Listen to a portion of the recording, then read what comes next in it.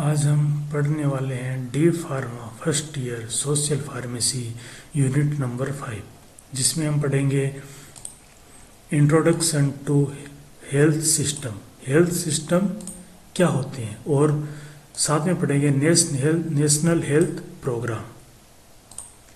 तो सबसे पहले देखते हैं हम हेल्थ सिस्टम क्या होते हैं। हेल्थ सिस्टम अपॉइंट किए जाते हैं पब्लिक के लिए, जहाँ पे पब्लिक को हेल्थ केयर सर्विस प्रोवाइड की जाती है, और ये डिफरेंट क्वालिटी के होते हैं। डिफरेंट क्वालिटी के उस आधार पे होते हैं जो अर्बन और रूरल एरिया के आधार पर अलग अलग क्वालिटी के होते हैं। रूरल एरिया का मतलब है यहाँ पे जैसे गांव का एरिया, अर्बन एरिया मतलब बड़ी सिटी का एरिया। ठीक वैसे ही जैसे public and private health care system रहते हैं। अभी हम बात करते हैं कि हेल्थ केयर सिस्टम कितने टाइप के होते हैं। तो ये लगभग 3 टाइप के होते हैं, प्राइमरी, सेकेंडरी एंड टर्शियरी। ये होते हैं 3 टाइप के। अब सबसे पहले हम बात करते हैं प्राइमरी लेवल। तो प्राइमरी लेवल कौन सा होता है? प्राइमरी लेवल में होते हैं sub centre and primary health centre. Sub centre और प्राइमरी हेल्थ सेंटर, ये 2 तरह के होते हैं प्राइमरी लेवल पे। अब बात करते हैं सेकेंडरी लेवल। सेकेंडरी लेवल के कौन से होते हैं? सेकेंडरी लेवल के होते हैं community health centre and smaller सब डिस्ट्रिक्ट हॉस्पिटल। कौन से होते हैं? Community health centre, smaller district health centre, जो जिलों के अंदर 100 बेड, 150 बेड, 250, 300 बेड के हॉस्पिटल रहते हैं। उनको जो गवर्नमेंट के हॉस्पिटल रहते हैं उनको कहते हैं स्मॉलर सब डिस्ट्रिक्ट हॉस्पिटल। अब हम बात करते हैं टर्शियरी लेवल। टर्शियरी लेवल पे कौन से होते हैं? टर्शियरी लेवल वो होते हैं जैसे medical college and district general hospital. Medical college हुए, रिसर्च सेंटर हुई, और जो बड़े बड़े सुपर स्पेशलिस्ट डिस्ट्रिक्ट के हॉस्पिटल रहते हैं वो होते हैं, जैसे जयपुर के अंदर एसएमएस है, वो टर्शियरी लेवल का है। एसएमएस मेडिकल कॉलेज है। काफ़ी जगह इंडिया के अंदर एम्स है, तो वो क्या कहते हैं, वो बड़े हॉस्पिटल भी है, मेडिकल कॉलेज भी है, प्लस साथ में वो सुपर स्पेशलिस्ट हॉस्पिटल है, कम से कम 1000 बेड के हॉस्पिटल है। तो ये होते हैं टर्शियरी लेवल। चलिए अब देखते हैं कि सब सेंटर क्या होते हैं। सब सेंटर क्या होते हैं और कहाँ पे अपॉइंट किए जाते हैं। सबसे पहले कि सब सेंटर सबसे छोटी ब्रांच होती है, और ये plan area with A population of 5000 people. जहाँ पर 5000 की पॉपुलेशन होती है वहाँ पर सब सेंटर अपॉइंट किए जाते हैं। अगर इनकी सब सेंटर की minimum requirement to be staff देखी जाए, मिनिमम रिक्वायरमेंट कितनी रहती है स्टाफ की वो देखी जाए, तो at least 1 ancillary nurse midwife, 1 ANM वहाँ पे रहती है। इसके अलावा female staff, health worker and 1 male health worker वहाँ पे अपॉइंट रहते हैं। और ये किसके अंदर आता है? Under national rural health mission के ये अंतर्गत आता है। जो रूरल एरिया है उनके अंतर्गत ये आता है। दूसरा है primary health centre. Primary health centre क्या होते हैं? Plan area with A population of 30,000 people. जहाँ पर 30,000 की पॉपुलेशन होती है वहाँ पर पीएचसी प्राइमरी हेल्थ सेंटर को अपॉइंट किया जाता है। अब इसकी अगर मिनिमम रिक्वायरमेंट देखें टू बी स्टाफ, एक स्टाफ की पीएचसी पे मिनिमम रिक्वायरमेंट कितनी होती है? वो होते हैं एक मेडिकल ऑफिसर। एक मेडिकल ऑफिसर यानी डॉक्टर एक रहता है, मेडिकल ऑफिसर यानी एक डॉक्टर रहता है। इसके सपोर्ट के लिए support by 40 paramedical staff, 40 paramedical and other staff, 40 यानी 14 पैरामेडिकल और अदर स्टाफ उनके सपोर्ट के लिए रहता है। और यहाँ पे 5 से 6 सब सेंटर पे और 4 से 6 बेड रहते हैं इन पेशेंट के। यहाँ पे कुछ बेड रहते हैं, 4 से 6 करीब लगभग 10 तक इसमें बेड रहते हैं जहाँ पे पेशेंट भर्ती हो सके। अब बात करते हैं कम्युनिटी हेल्थ सेंटर की। कम्युनिटी हेल्थ सेंटर क्या है? तो कम्युनिटी हेल्थ सेंटर कहाँ पर अपॉइंट किया जाता है? वो area with population of 1,20,000 people, 1,20,000 population जहाँ पे है वहाँ पर कम्युनिटी हेल्थ सेंटर CHC को अपॉइंट किया जाता है। अब इसकी मिनिमम रिक्वायरमेंट देखें, मिनिमम नोट देखें, रिक्वायरमेंट ऑफ स्टाफ की अगर देखें तो कितने होते हैं यहाँ पे होते हैं 4 मेडिकल स्पेशलिस्ट, 4 यानी 4 मेडिकल स्पेशलिस्ट डॉक्टर अवेलेबल रहते हैं।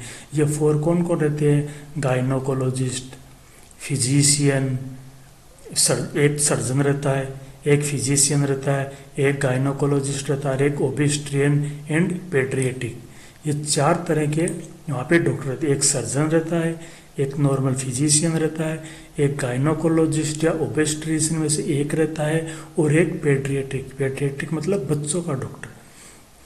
उसके सपोर्ट में 21 पैरामेडिकल स्टाफ रहते हैं, 21 पैरामेडिकल स्टाफ वहाँ पे रहते हैं।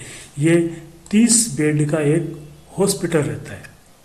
ये क्या रहता है? 30 बेड का एक हॉस्पिटल, यहाँ पे 30 बेड रहते हैं। अब 30 बेड के साथ यहाँ पे कुछ और फैसिलिटी रहती है, जैसे operation theatre, x ray room, labour room and laboratory facility. यहाँ पे एक्सरे ऑपरेशन थिएटर रहता है, एक्सरे की सुविधाएं रहती है, लेबर रूम रहता है, और वहाँ पे लेबोरेटरी की सुविधाएं रहती है। और इसको फर्स्ट रेफरल यूनिट का भी दर्जा मिला हुआ है। फर्स्ट रेफरल यूनिट मतलब जहाँ पर पेशेंट को रेफरल कर दिया जाता है, मतलब वो यूनिट जहाँ पर अच्छी खासी सुविधाएं उपलब्ध हो। जैसे कि कोई पेशेंट आ गया PHC के ऊपर या फिर सब सेंटर के ऊपर, कोई ऐसा पेशेंट आ गया जिसके ऑपरेशन करने की ज़रूरत है, जिसको सर्जरी या टाँके लगाने की ज़रूरत है, तो सर्जरी सब सेंटर और PHC के ऊपर अवेलेबल है नहीं, वो CHC के ऊपर अवेलेबल है। तो क्या किया जाता है कि जहाँ पर जो सुविधा है वहाँ पे पेशेंट को रेफर कर दिया जाता है। तो PHC क्या है? फर्स्ट रेफरल यूनिट है PHC। और PHC के अंदर और भी कुछ सुविधाएं रहती है, जैसे ओबेस्ट्रियन यानी जो प्रेग्नेंट लेडी है उनकी सुविधाएं रहती है, उनको हेल्थ की सुविधाएं रहती है, न्यू बॉर्न बेबी की सुविधाएं वहाँ पे रहती है। वहाँ पे ब्लड स्टोर की कैपेसिटी भी वहाँ पर सुविधाएं रहती है कम्युनिटी हेल्थ सेंटर के ऊपर। अब है डिस्ट्रिक्ट हॉस्पिटल। डिस्ट्रिक्ट हॉस्पिटल कौन से होते हैं?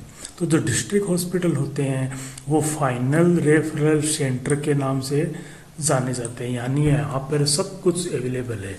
ये मल्टी सुपर स्पेशलिस्ट हॉस्पिटल होते हैं जहाँ पर कम से कम खूब सारे डॉक्टर रहते हैं, करीब 5 से 10 के बीच में वहाँ पे ऑपरेशन थिएटर रहता है।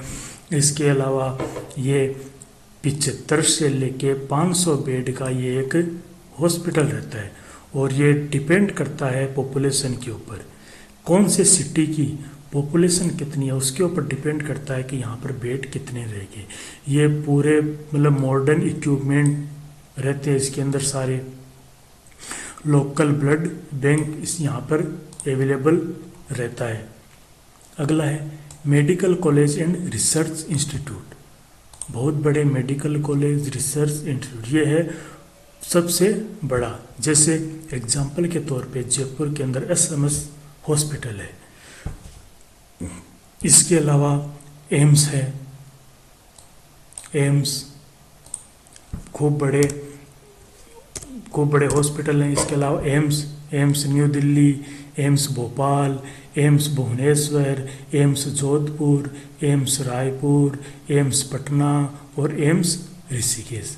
ये है एग्जाम्पल मेडिकल कॉलेज या रिसर्च सेंटर के, जहाँ पर referral hospital with specialised facility की सुविधाएं उपलब्ध रहती है। अब हम बात करते हैं national health programme in India. National health programme in India, India के अंदर कौन कौन से नेशनल हेल्थ प्रोग्राम चल रहे हैं।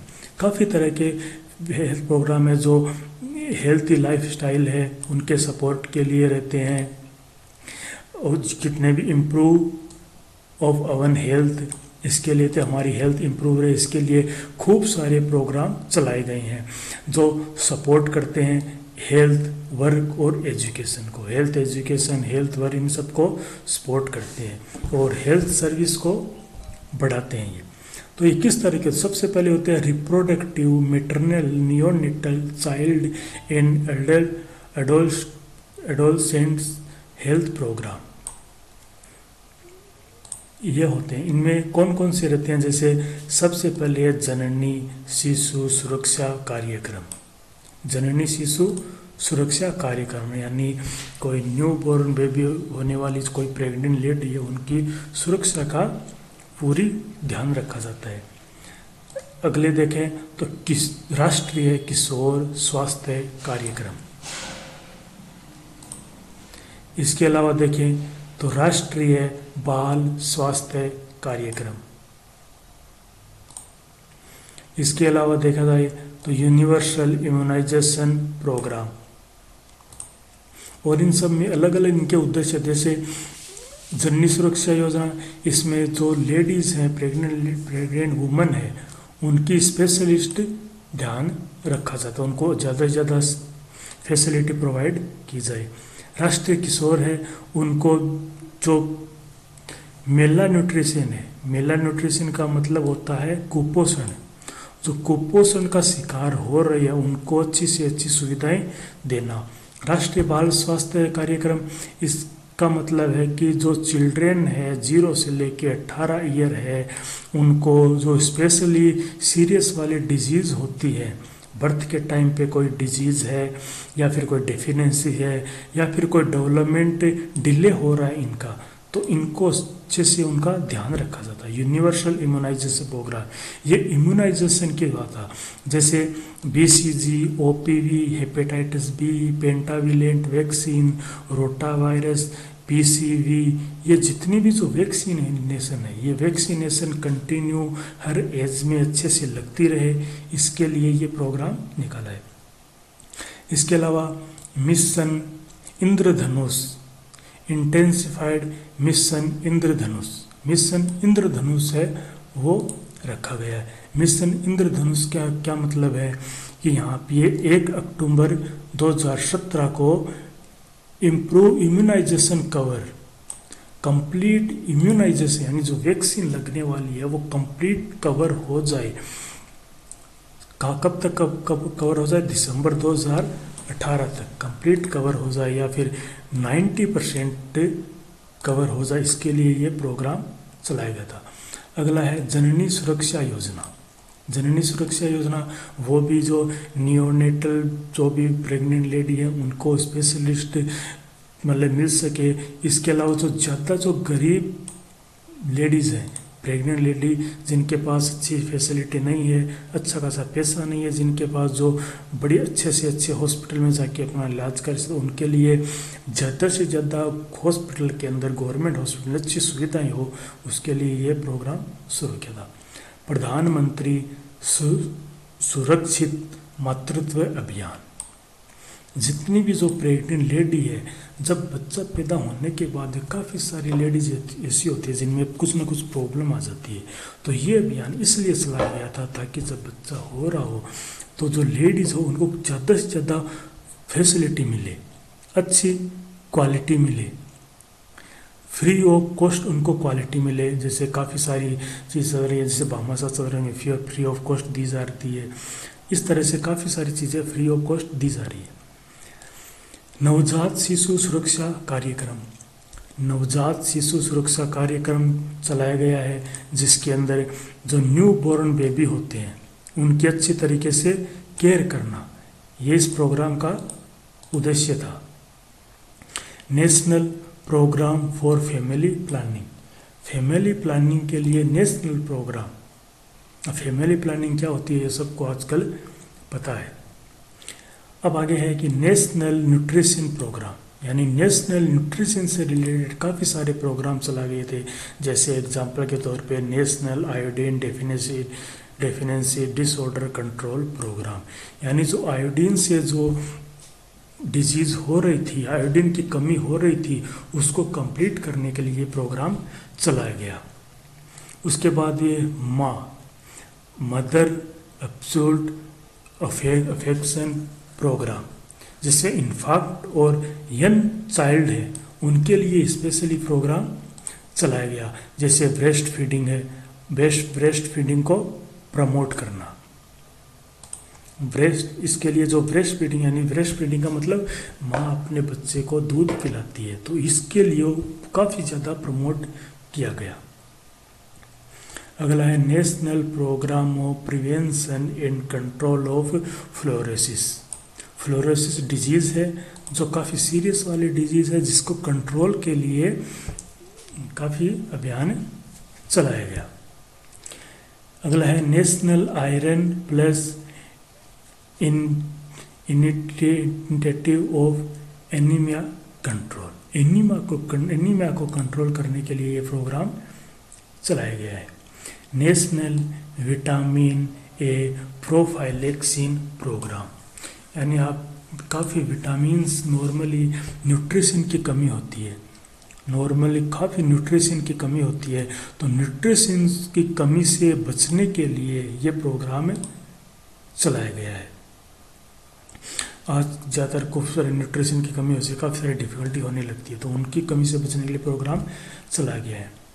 इंटीग्रेटेड चाइल्ड डेवलपमेंट सर्विस, इसमें चाइल्ड को स्पेशली डेवलपमेंट हो, चाइल्ड के ऊपर अच्छे से ध्यान दिया जाए, इसके ऊपर ये प्लान चलाया गया। इसके अंदर जो एज ग्रुप है 0 से 6 ईयर के जो चाइल्ड है उसके ऊपर स्पेशली ज़्यादा ध्यान दिया जाए, इसके लिए प्रोग्राम चलाया गया। मिड डे मील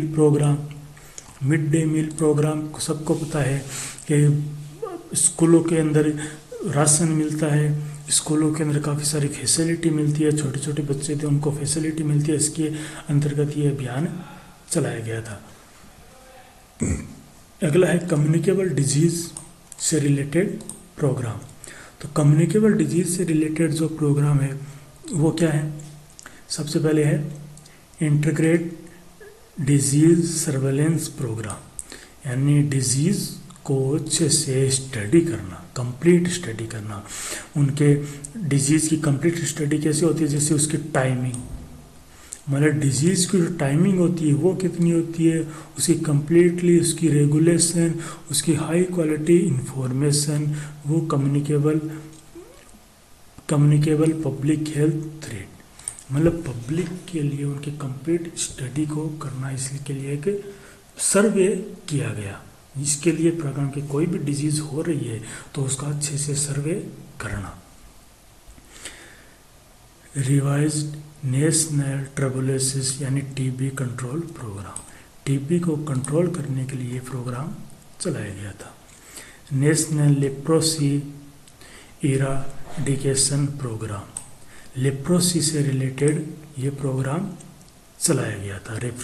आजकल जो लेप्रोसी डिजीज़ है वो इसे तो कम देखने को मिलती है, लेकिन ये जो डिजीज़ है वो काफ़ी सीरियस वाली डिजीज़ है, इसमें काफ़ी ज़्यादा प्रॉब्लम होने लग जाती है, शरीर है वो बिल्कुल कमज़ोर हो जाता है, तो इसके लिए इस डिजीज़ को ख़त्म करने के लिए प्रोग्राम चलाया गया। National vector borne disease control programme, borne से रिलेटेड जितने भी जो डिजीज़ होती है, वेक्टर बर्न डिजीज से रिलेटेड जितने भी जो होते हैं, जैसे काफ़ी सारी सीरियस वाली डिजीज, मलेरिया वगैरह कैसे फैलती है, इनसे कैसे बचा जा सकता है, इनके लिए प्रोग्राम चलाया गया था,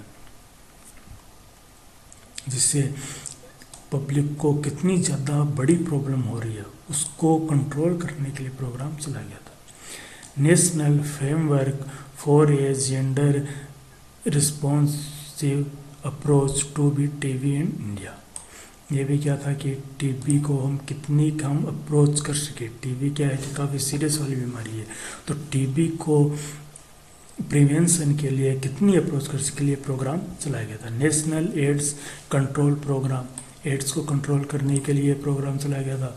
पल्स पोलियो अभियान, जिसमें पल्स पोलियो की मेडिसिन दी जाती है, जिसके लिए काफ़ी सारी डिफ़िकल्टी है वो बच्चों में न हो, इसके लिए अभियान चलाया गया था।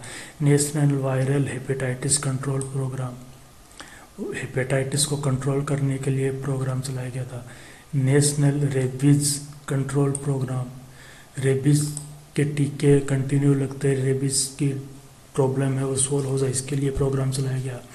National programme on contaminant of anti microbial resistance, anti microbial जितने भी जो एंटी माइक्रोबियल इफेक्ट वगैरह होते हैं इम्यून को कंट्रोल करने के लिए, इम्यून को बढ़ाने के लिए, हमारे जो इम्यून सिस्टम को बढ़ाने के लिए प्रोग्राम चलाया गया था। नॉन कम्युनिकेबल डिजीज़, अब नॉन कम्युनिकेबल डिजीज़ के लिए काफ़ी सारे प्रोग्राम चलाए गए थे, जैसे नेशनल टोबैको कंट्रोल प्रोग्राम, आजकल टोबैको के से कितनी ज़्यादा नुकसान हो रहा है उसको कंट्रोल करने के लिए।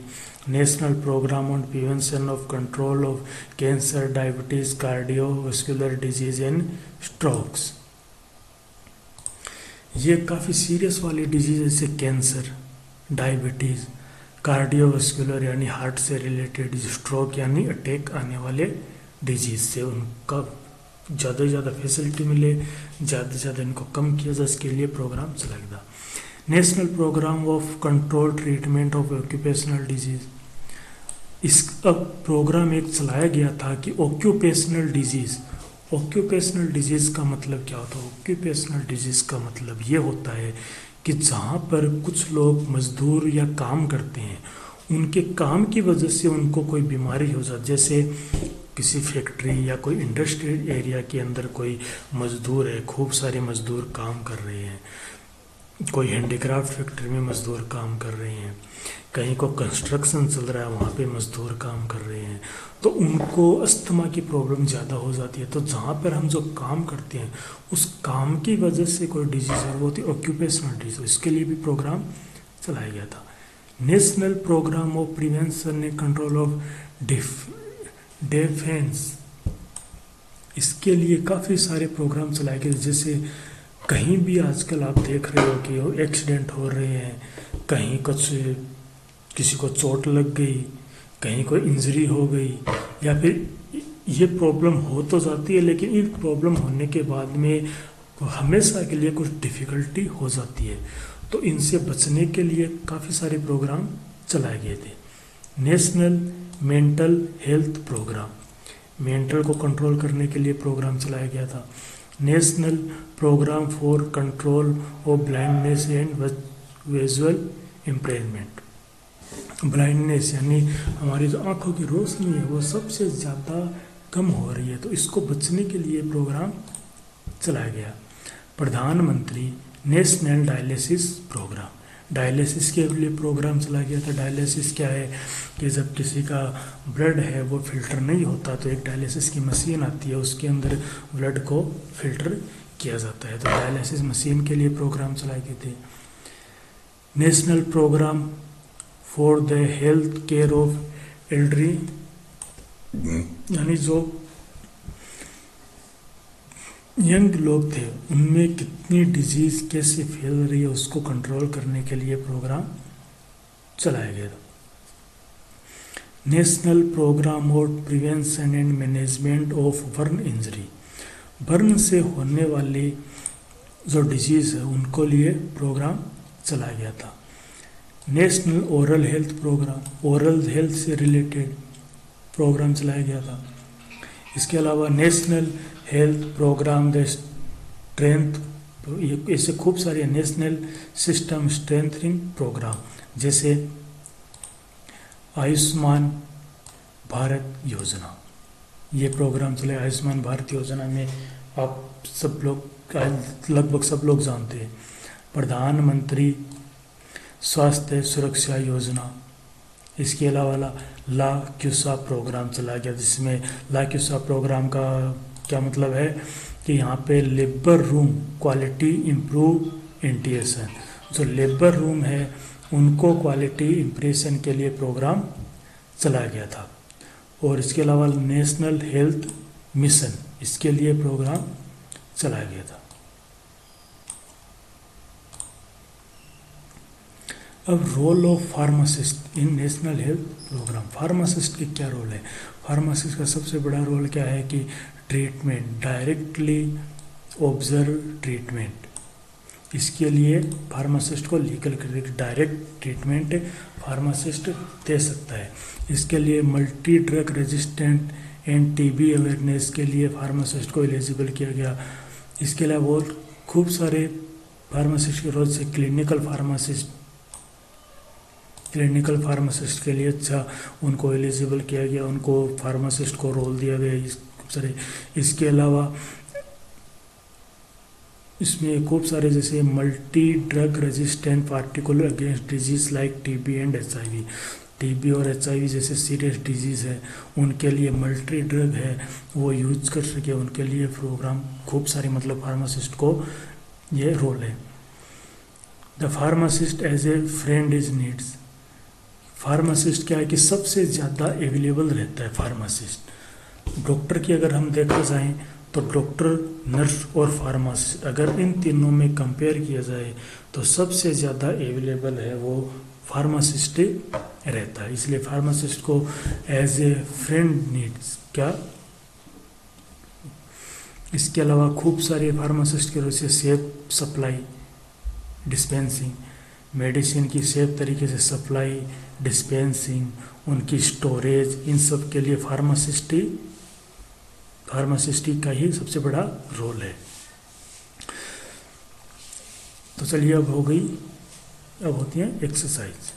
तो ये एक्सरसाइज के क्वेश्चन है जो आप एक्सरसाइज यहाँ पे प्रैक्टिस कर सकते हैं अपने।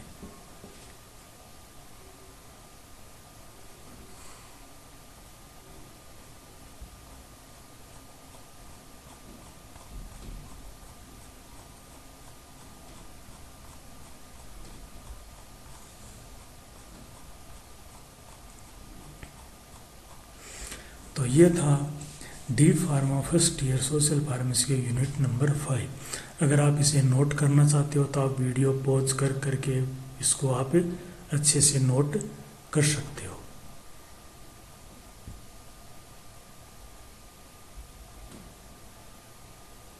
एक बार रिवीजन कर लेते हैं। आज अगर आप नोट करना चाहते हो तो आप नोट कर सकते हो।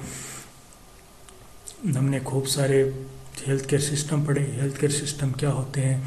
खूब सारे हेल्थ केयर सिस्टम जो प्राइमरी सेकेंडरी टर्टियरी लेवल के होते हैं, जैसे sub centre, primary health centre, sub centre हो गई, प्राइमरी हेल्थ सेंटर हो गए, कम्युनिटी हेल्थ सेंटर हो गए।